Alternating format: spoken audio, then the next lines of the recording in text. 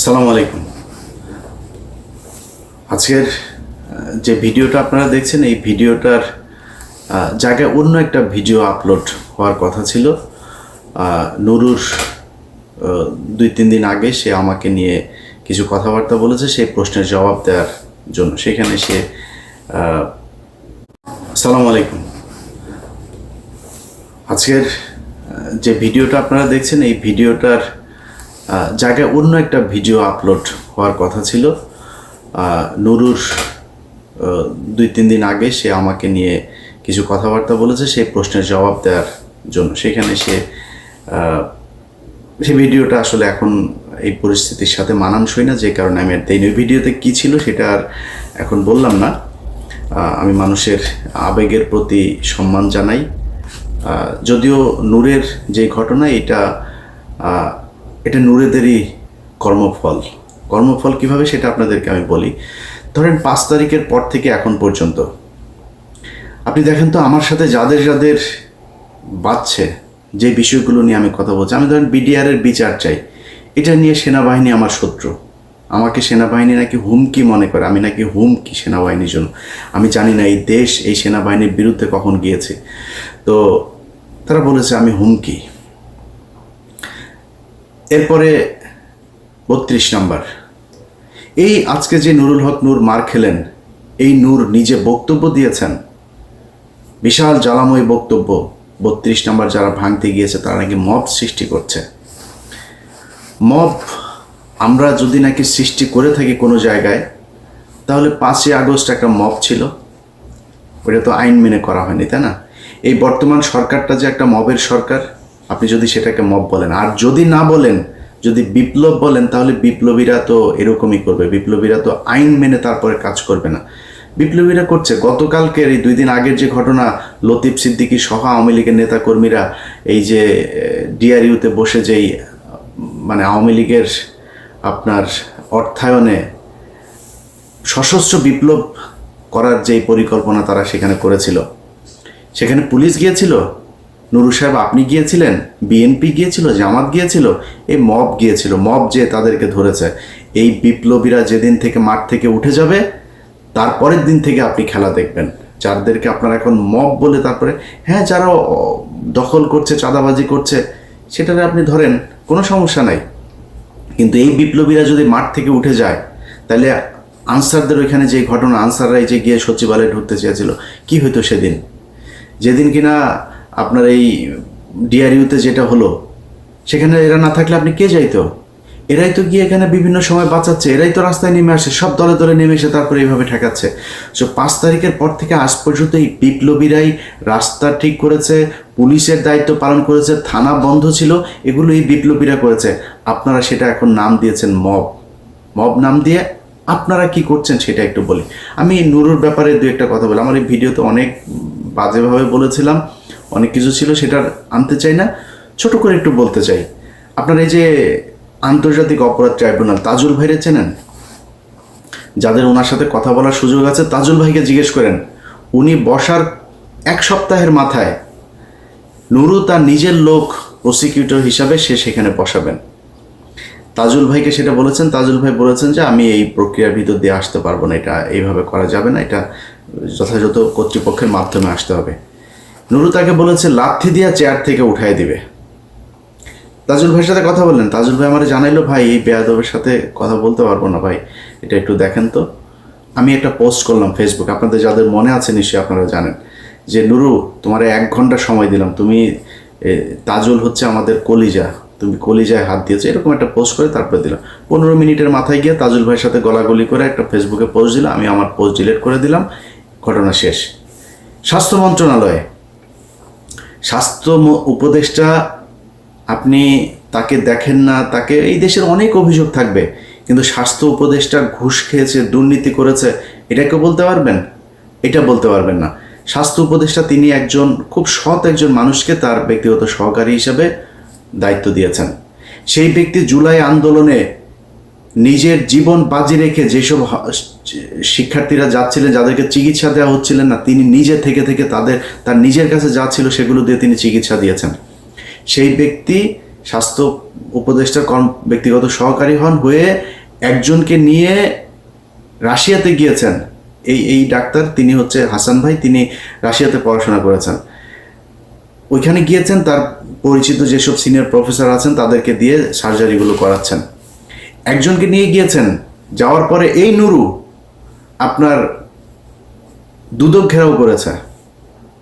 তাকে দ্রুত তার বিরুদ্ধে অভিযোগ দেওয়ার জন্য, তাকে গ্রেপ্তার করার জন্য সে নাকি অনেক টাকা পয়সা নিয়ে তারপরে রাশিয়াতে পালিয়েছেন।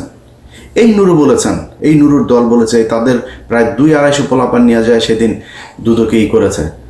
তো পরে সেই ঘটনা আমি তো জানি না, যা আমি মনে করলাম হয়তো সত্যি বোধহয় এরকম কিছুই হবে। পরে সেই ছেলে, সেই পিএস আমার সাথে যোগাযোগ করলো, ভাই এই ব্যাপার। তো আমি সেটা বললাম, ভাই এটা যে সত্যি আপনি যে এরকম না, এটার প্রমাণ কি? বল ভাই আমি যাকে ট্রিটমেন্ট দিতে গেছি সে আপনাকে বক্তব্য দেবে। আমি সেই আহত সেই রোগীর সাথে আমি কথা বললাম, আপনারা সবাই তাকে চেনেন, যার মুখ পুরো ওই যে মুখায়ব যার মানে নষ্ট হয়ে গিয়েছে, সেই ছেলেটা। তার বক্তব্যটা শোনেন, সে কি বলেছে ওই ডাক্তারের ব্যাপারে। আমি তখন কাম্য ভগবান এমনিতে সবাইকে দিয়ে দাদা ব্যবস্থা ও অবশ্যই ভারতদের আসসালামু আলাইকুম। এই জুলাই আন্দোলনে শুরু হওয়া 5 আগস্টে সফল আহতদের নিয়ে যে ডাক্তার কাজ করেছেন, সেই ডাক্তার হচ্ছেন স্বাস্থ্য উপদেষ্টা নুরজাহান ধরনের ব্যক্তিগত কর্মকর্তা ডাক্তার মাহমুদুল হাসান। ইনি আমাকে নিয়ে এপিসে যাইতে রাশিয়া আমার সাথে গিয়েছিলেন অন্য চোখ চিকিৎসার জন্য। তো আমি এখন শুনতে পাচ্ছি ওনার নামে অনেক মিথ্যা গুগল সরকারের অনিলাকে কোটি টাকা রাশিয়া সাবস্ক্রাইব করেছেন। আবার শুনতে চেয়েছি অনিলাটি বাংলাদেশে আসবেন না। তাই আমি তো দেখছি এখন উনি বাংলাদেশে আছে। কিছু কিছু সভ্য থাকি নৌসাখেন যারা মিথ্যা অপরাধ করেছেন। আমি চাই এসব দেশের লেখনদের বিবেকাই যে তারা যেন একজন মানুষকে কাটিয়ে খেতে বরখাস্ত করাবে, যেন থেকে ঠিকমত কিছু নিয়ে খাটতে। কারণ এই কিছুর দিকে সুখ নামেন তাহলে এটা আমাদের দেশের জন্য খুবই দুঃখজনক। এমনকি আসাম মাহমুদুল ভাই অনেক ভালো মানুষ, তিনি আমার সাথে ছিলেন প্রায় 1.5 মাসের মতো সেখানে। আমি দেখেছি উনি অনেকই ভালো মানুষ। আচ্ছা, এবার আপনারা চিন্তা করেন, একজন মানুষ যে কিনা জুলাইয়ের আহত যোদ্ধাদের করলো, আপনি একটা টেন্ডার আপনার পছন্দের লোকের দেবে না, এই জন্য আপনি তার বিরুদ্ধে এই ধরনের ব্লেম দিয়ে তারপরে মব সৃষ্টি করে তারে, সে এখন এই ডাক্তারকে দুদকের পক্ষ থেকে এখন দেশ থেকে নিষেধাজ্ঞা দেওয়া হয়েছে। নিজের স্বার্থের বাইরে গিয়ে আপনি একজন জুলাইয়ের যিনি নিজের রাস্তায় থেকে যিনি যুদ্ধ করেছেন সেই মানুষটাকে আপনি এইভাবে কষ্ট দিচ্ছেন আপনার ব্যক্তি স্বার্থের জন্য। এটাকে বলে মব। আমরা মব করি নাই। আমাদেরটা যদি এই পিলখানা হত্যার বিচার চাও যদি মব হয়, আমরা ওই ফেনীর 16 জন মানুষকে এখনো আটকে রাখা হয়েছে, এটা যদি মব হয়, এতগুলো আলেম এখন পর্যন্ত আটকে আছে, সেই মানুষগুলোকে ছাড়ানো যদি মব হয়, তাহলে আমরা মব করেছি। জিজ্ঞেস করেন নুরু সাহেব, আপনি তো রাজনীতিবিদ, আপনি এই দেশের মানুষের প্রধানমন্ত্রী, ভবিষ্যৎ প্রধানমন্ত্রী হবেন। আপনি যেদিন এই ফারাবি মুক্তি পেল, যান বাংলাদেশের মানুষ আপনাদেরকে ওপেন চ্যালেঞ্জ করলাম, যান ফারাবির কাছে যান, যে জিজ্ঞেস করেন ফারাবি তোমার মুক্তিতে এই বাংলাদেশে 5 তারিখের পর থেকে যখন দেখলাম আলেমদেরকে আটক রাখা হয়েছে, প্রতিটা আলেমের মুক্তিতে কোনো না কোনো জায়গায় এই আমার মতো মবকারীর ছোঁয়া আছে, যা খোঁজ নেন গা সেই আলেমদের কাছে। আমরা হচ্ছে মব সৃষ্টিকারী। নুরু আপনারা চিনেও না মনে হয়, এই যে জীবনে কোনোদিন কথাও বলেন নাই, ফারাবি বের হয়েছে, গত সপ্তাহে বের হয়েছে, ফারাবির কাছে যা জিজ্ঞেস করেন নুরু জীবনে কোনোদিন 2 টাকা দিয়ে সাহায্য করেছে কিনা। আজকে সে আমাদেরকে বলে আমরা এখানে কাজ করে খাই, আমরা এখানে লেবার, এটা নিয়ে এসে প্রশ্ন তুলে, আরে নুরু তোর পেটে পাড়া দিলে আমার পাঠানো টাকা এখনো পর্যন্ত তোর পেটের ভেতরে আছে। আমি একা না, এইখানে হাজার হাজার আমেরিকানরা তোর টাকা পাঠিয়েছে, তুই তো, আমাদের কষ্ট নাই তো, আমরা সারা জীবন টাকা পাঠায় তোর এই করতাম। এখন এসে আপনি সুশীল সেজে গেলেন, মব সৃষ্টিকারীদের বিরুদ্ধে কথা বলেন, আমাদেরকে মব সৃষ্টিকারী বানায়, এভাবে করেছেন। এখন আমরা তো ভাই, আমি ইলিয়াস হুসাইন, আমি তো ভাই কোনো কোম্পানিতে যাই নাই, কোনো কোম্পানির ওরে রাখেন ওরে ছাড়েন এগুলি বলিনি। যে আওয়ামী লীগ করেছে আমরা তার পক্ষে তার বিপক্ষে দাঁড়িয়েছি। আপনারা যদি আমাদের কথা শুনতেন, আমরা সেনাবাহিনীর এই সেনাপ্রধানের বিরুদ্ধে কথা বলি নাই, সেনাপ্রধান যে কথা শোনে না, ডিজিএফআই যে এগুলো করে এগুলো আমরা বলি নাই। আপনারা তখন বলেছেন, এই নুরু বলেছে আমি নাকি দেশে বিশৃঙ্খলা, আমি আর পিনাকি দেশের বিশৃঙ্খলা তৈরি করতে চাই। তাই নাকি নুরুল হক নুরু? এখন যদি সেনাবাহিনী আপনার এত পীড়িতের লোক এখন মারছে, সেই সেনাবাহিনী আমরা বলেছি তো সেনাবাহিনী ঠিক করতে, করেন নাই তো আপনারা। এটা আপনাদের ফসল। একইভাবে প্রতিটা জায়গায় এখনো পর্যন্ত যেভাবে আওয়ামী লীগের লোকজনকে, বিএনপি জামাত তাদের মতো এত মানবিক আমি এই দুনিয়ায় দেখিনি। আরে ভাই, আওয়ামী লীগ পালিয়েছে, আওয়ামী লীগের যা ফেলে গিয়েছে এগুলি আপনি এগুলির দাবিদার। তারা এই দেশের জনগণের টাকা পয়সা কামিয়ে এই সম্পদ অর্জন করেছে, এটা গনিমতের মাল। এই মাল আপনি খান, যেমনে পারেন খান, আমার কোনো সমস্যা নাই। সেই আওয়ামী লীগকে তারা আবার পুনর্বাসন করে। একজন বিদেশে আমেরিকা এই ইন্ডিয়াতে বসে আছে, তার ব্যবসায় দুদিন আগে মিরপুরে শুনলাম, তার ব্যবসা এখন আরেকজন দেখভাল করেন, বিএনপির এক নেতা। কেন ভাই? তার ব্যবসা আপনার পুরো ব্যবসা নিয়ে নেন, আপনারা না করেনি তো কেউ, আপনি তাদেরকে বাঁচাচ্ছেন। এইভাবে সারা দেশে আওয়ামী লীগকে বিএনপি জামাত, এই গণ অধিকার পরিষদ, এনসিপি সবাই পুনর্বাসন করছে। যদি নাকি এই রাজনীতিবিদ শুয়োরের বাচ্চাদের যদি মিনিমাম কমন সেন্স থাকতো, তাহলে প্রথমে এসে এই দেশে পিলখানার বিচার চাইতো। একটা শুয়োরের বাচ্চা, কোনো শুয়োরের বাচ্চা দেখেন, কোনো যেই কটা রাজনীতি করে, কোনো শুয়োরের বাচ্চা যদি দেখেন আপনি কেউ এই করে আপনার এর বিরুদ্ধে পক্ষে কথা বলেছে, কেউ বলে নাই বিডিআরের পক্ষে। বিডিআরের মানুষগুলো এখনো পর্যন্ত, ভাই গত সপ্তাহের কথা বলি, একজন বিডিআর সদস্য আকুতি জানিয়েছেন তার স্ত্রী গত 16 বছর ছিল এইভাবে, এই 5 তারিখের পরে স্বপ্ন দেখেছে তার স্বামী ফিরে আসবে। 1 বছর হয়ে গেছে, ফিরে আসে না, এখন সে চলে যাবে। সে বলে না, আমি আর তোমার জন্য অপেক্ষা করতে পারবো না, তুমি এখন যেহেতু বের হইতে পারো না, আর জীবনে বের হইতে পারবে না। সেই লোক আকুতি জানিয়েছে, ভাই আমার স্ত্রীকে একটু বলেন আর কয়টা দিন অপেক্ষা করতে, আমি বের হয়ে যাব। আপনারা কথা বলেছেন, বিচার চান, এটা বিচার চাইতে পারেন না? এইটুক হ্যাডম যদি না থাকে তাহলে বালের রাজনীতি করার দরকারটা কি? আমি তো কিছু চাই নাই আপনাদের কাছে, এই দেশটাকে আওয়ামী মুক্ত করতে চেয়েছি, সেই জায়গায় আপনারা এখন নাই। আপনার সাথে আমি এক হব কেমনে? আজকে নুরুর যে ঘটনা, নুরুর এই ধরনের ঘটনার আগে ঘটে নাই, আমরা তার পক্ষে ছিলাম না। আমার ভিডিওতে পেছনে যান, 2019 সালে যান, 20 সালে যান, যাই দেখেন আমি ইলিয়াস নুরুর পক্ষে দাঁড়িয়েছি। সেদিন নুরু তোমার পক্ষে এই বাংলাদেশের কোনো মিডিয়া কথা বলে নাই। আমরা যারা বাইরে আছি, তারা, আমার যারা শত্রু বাইরে আছে, তারাও তোমার পক্ষে কথা বলেছে। তোমার তাদের প্রতি এইটুক রেসপেক্ট রাখা দরকার, তুমি রাখতে পারো নাই। তুমি মাঝে মধ্যে এসে খোঁচাখুচি শুরু করো। এই সব শেষ ঘটনা আপনাদেরকে বলি, দেশবাসীর জানা দরকার। যেদিন আফ্রিদির সাথে এই যে নতুন করে তার সাথে আমার বাঁধলো কেন শোনেন, আফ্রিদির বাপ যেদিন আটক হলো, আমরা সারা রাত জেগে খোঁজ রাখছি কোথায় কি হলো, কি হচ্ছে। পুলিশ, সিআইডি, ডিবি, মানে আফ্রিদিরে ধরার জন্য তার বন্ধু বান্ধবী এমন কোনো বাসা নেই, সব জায়গায় রেড দিচ্ছে। সারা রাত জেগে তারা কষ্ট করছে। ধরা খাওয়ার পরে নুরুল হক নুরু XYZ পুলিশের এক কর্মকর্তাকে ফোন দেন, ভাই ওনাকে ছেড়ে দেন। সবশেষ যখন তাকে রাখা হয়, নুরু তাকে ফোন দিয়ে বলে, আপনি কি ছাড়বেন নাকি আমি ঊর্ধ্বতনকে দিয়ে আপনাকে ফোন করাবো? আমি তখন সাথে সাথে জানার পরেই তারা ফোন দিলাম, ফোন দিয়ে বললাম, এই পাঞ্চ তুই এরা করছিস কেন, এরা করলি কিসের জন্য? এরপরে রাশেদ আমারে ফোন দেয়, রাশেদের ফোন আর ধরিনি, তারা একটা মেসেজ পাঠালাম, ভয়েস মেসেজ, আপনার এই চোর বাটপার স্যার চোরে বলেন যে এখানে আওয়ামী লীগের লোকজনের বাঁচাইতে। তারা এখন ন্যারেটিভ তৈরি করেছে, আফ্রিদির বাপ তারা কি যাত্রাবাড়িতে গিয়ে মেরেছে, পাড়ার পর পাড়া তোরে যে শেখ হাসিনা প্রতিটা মামলার যে 1 নম্বর আসামি, শেখ হাসিনা পিস্তল নিয়ে যায় কারো মারছে, মামলা এক্সিকিউট করে, প্ল্যানিং করে, এটা আলাদা আলাদা ধারায় তাদের ব্যাপারে শাস্তি হবে। বাংলাদেশের যত কজন আওয়ামী লীগ আছে, একদম নিচের শ্রেণীর কর্মী পর্যন্ত প্রতিজন হত্যা মামলার আসামি হবে, যার দায় যতটুকু।